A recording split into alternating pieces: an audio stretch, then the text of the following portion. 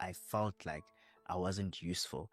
And it got me to a point where I was like, yo, maybe this is why like some pros are just like, hey, as in it's too much. Yeah.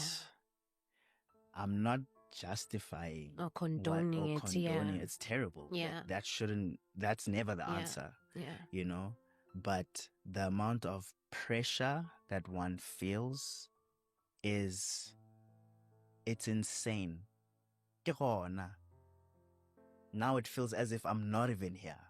Because we had a miscarriage the first time, and it was during COVID times. And I remember one of the days, like Steph was in so much pain, and she literally said,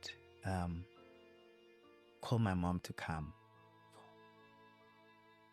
Like my heart just was like, yo, like in this instance, my presence is not